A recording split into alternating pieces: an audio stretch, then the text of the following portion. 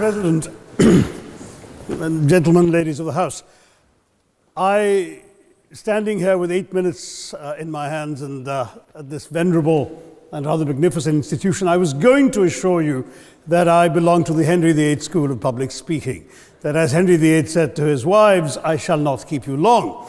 But now finding myself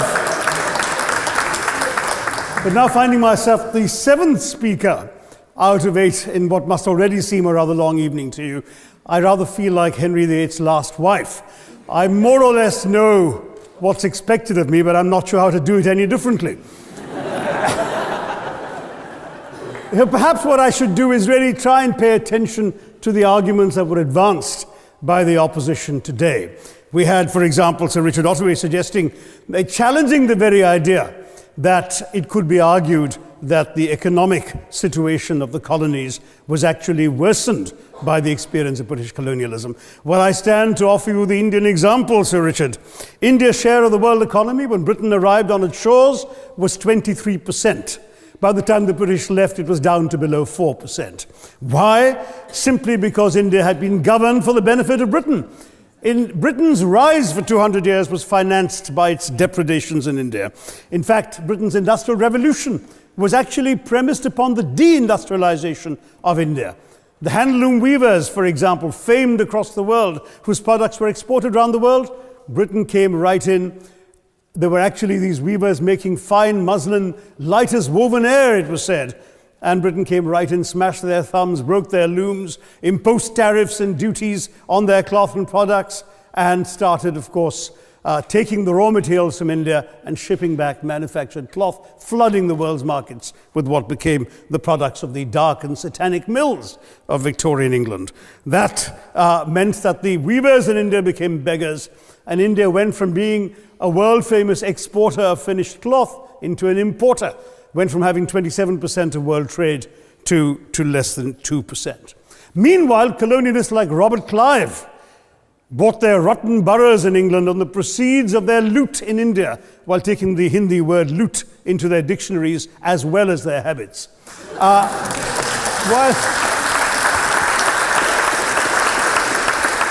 And the British had the gall to call him Clive of India, as if he belonged to the country, when all he really did was to ensure that much of the country belonged to him. By the end of the 19th century, the fact is that India was already Britain's biggest cash cow, the world's biggest purchaser of British goods and exports, and the source of highly paid employment for British civil servants. We literally paid for our own oppression. And as has been pointed out, the wealthy Victorian British families that made their money out of the slave economy, 1/5 of the elites of the wealthy class in Britain in the 19th century owed their money to transporting 3 million Africans across the waters. And in fact, in 1833, when slavery was abolished, what happened was that a compensation of £20 million was paid, not as reparations to those who had lost their lives or who had suffered or been oppressed by slavery, but to those who had lost their property. I was struck by the fact that your Wi-Fi password at this union commemorates the name of Mr. Gladstone, the great liberal hero. Well, I'm sorry, his family was one of those who benefited from this compensation. Staying with India, between 15 and 29 million Indians died of starvation in British-induced famines. The most famous example, of course, was the Great Bengal Famine during the Second World War, when 4 million people died because Winston Churchill deliberately, as a matter of written minuted policy, proceeded to divert essential supplies from civilians in Bengal to sturdy Tommies and Europeans as reserve stockpiles. He said that the starvation of anyway underfed Bengalis mattered much less than that of sturdy Greeks. This is Churchill's actual quote. And when conscience-stricken British officials wrote to him, pointing out that people were dying because of this decision, he peevishly wrote in the margins of the file, "Why hasn't Gandhi died yet?" So all notions that the British were trying to do their colonial enterprise out of enlightened despotism, to try and bring the benefits of colonialism and civilization to the benighted heathen. I'm sorry, Churchill's conduct in 43, simply one example of many that gave a lie to this myth. As others have said on the proposition, violence and racism were the reality of the colonial experience. And no wonder that the sun never set on the British Empire, because even God couldn't trust the English in the dark. Let me take World War I as a very concrete example, since the first speaker, Mr. Lee, suggested these things couldn't be quantified. Well, let me quantify World War I for you. Again, I'm sorry, from an Indian perspective, others have spoken of other countries. 1/6 of all the British forces that fought in the war were Indian. 54,000 Indians actually lost their lives in that war. 65,000 were wounded. Another 4,000 remained missing or in prison. Indian taxpayers had to cough up £100 million in that time's money. India supplied 70 million rounds of ammunition, 600,000 rifles and machine guns, 42 million garments were stitched and sent out of India, and 1.3 million Indian personnel served in this war. I know all this because, of course, the commemoration of the centenary has just taken place. But not just that, India had to supply 173,000 animals, 370 million tons of supplies, and in the end, the total value of everything that was taken out of India, India, by the way, suffering from recession at that time and poverty and hunger, was, in today's money, £8 billion. You want quantification? It's available. Second World War, it was even worse, 2.5 million Indians in uniform. I won't belabor the point, but of Britain's total war debt of £3 billion, in 1945 money, 1.25 billion was owed to India and never actually paid. Somebody mentioned Scotland. Well, the fact is that colonialism actually cemented your union with Scotland.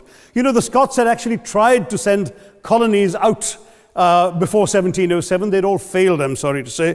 But then, of course, came union, and India was available, and there you had a disproportionate employment of Scots. I'm sorry, Mr. Mackenzie has to speak after me. Engaged in this colonial enterprise as soldiers, as merchants, as agents, as employees, and the earnings from India is what brought prosperity to Scotland, even pulled Scotland out of poverty. Now that India is no longer there, no wonder the bonds are loosening. Now, we've heard other arguments on this side. There's been a mention of the railways.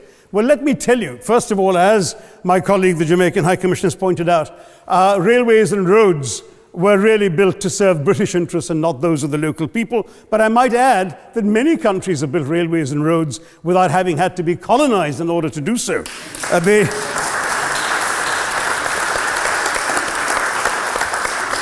They were designed to carry raw materials from the hinterland into the ports to be shipped to Britain.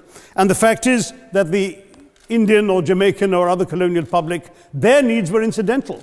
Transportation, there was no attempt made to match supply to demand for mass transport, none whatsoever. Instead, in fact, the Indian railways were built with massive incentives offered by Britain to British investors, guaranteed out of Indian taxes paid by Indians, with the result that you actually had 1 mile of Indian railway costing twice what it cost to build the same mile in Canada or Australia, because there was so much money being paid in extravagant returns. Britain made all the profits, controlled the technology, supplied all the equipment, and absolutely all these benefits came as private enterprise, British private enterprise, at public risk, Indian public risk. That was the railways as an accomplishment. We're hearing about aid. I think it was again Sir Richard Ottaway who mentioned British aid to India. Well, let me just point out that British aid to India is about 0.4% of India's GDP. The government of India actually spends more on fertilizer subsidies, which might be an appropriate metaphor for that argument. If I may point out as well,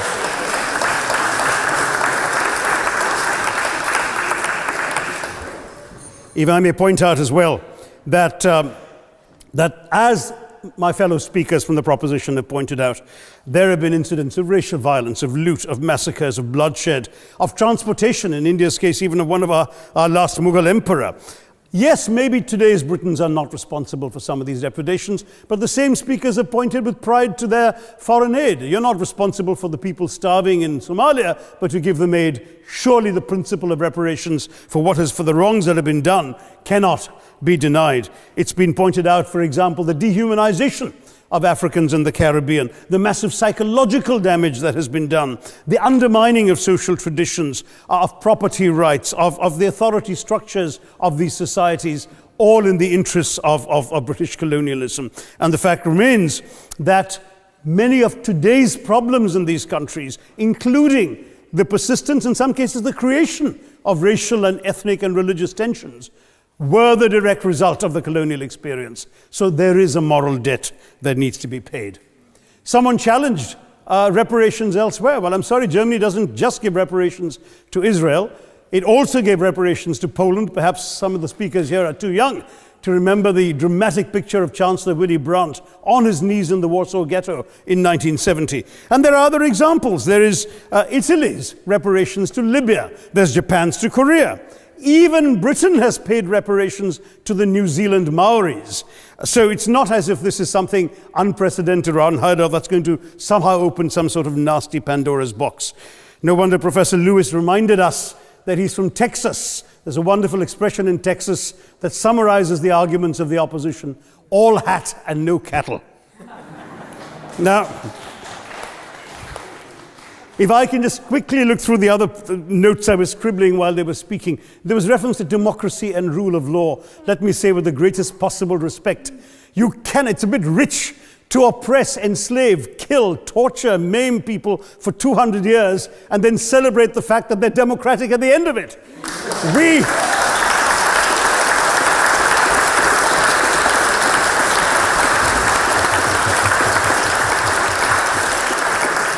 We were denied democracy, sir. We had to snatch it, seize it from you.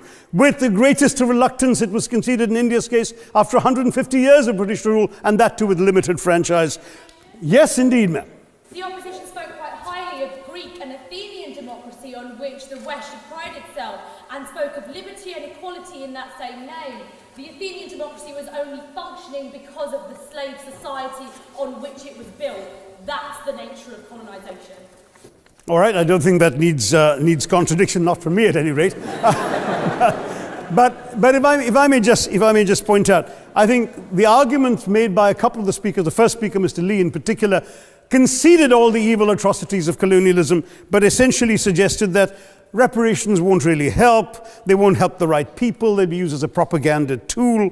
They'll embolden people like Mr. Mugabe. It's always nice how in the old days, I'm sorry to say that the people of the Caribbean used to frighten their children into behaving and sleeping by saying Sir Francis Drake would come after them. That was a legacy of that. Now it's Mugabe will be there. So this is the new sort of Sir Francis Drake of our times. The fact is very simply, sir, that we are not talking about reparations as a tool to empower anybody. They're a tool for you to atone for the wrongs that have been done. And I am quite prepared to accept the proposition that you can't put a monetary sum on the kinds of horrors people have suffered. Certainly no amount of money can expiate the loss of a loved one, as somebody pointed out there. You're not going to be able to figure out an exact amount. But the principle is what matters. The fact is that to speak blithely of sacrifices on both sides, as an analogy was used here, a burglar comes into your house, ransacks the place, stubs his toe, and you say, well, there was a sacrifice on both sides. That, I'm sorry to say, is not an acceptable argument. The truth is that we are not arguing specifically that vast sums of money need to be paid. The proposition before this House is the principle of owing reparations, not the fine points of how much is owed, to whom it should be paid. The question is there a debt? Does Britain owe reparations? As far as I'm concerned, the ability to acknowledge a wrong that has been done, to simply say sorry, will go a far, far, far longer way than some percentage of GDP in the form of aid. What is required, it seems to me, is accepting the principle that reparations are owed. Personally, I'd be quite happy if it was £1 a year for the next 200 years after the last 200 years of Britain and India. Thank you very much, Madam President.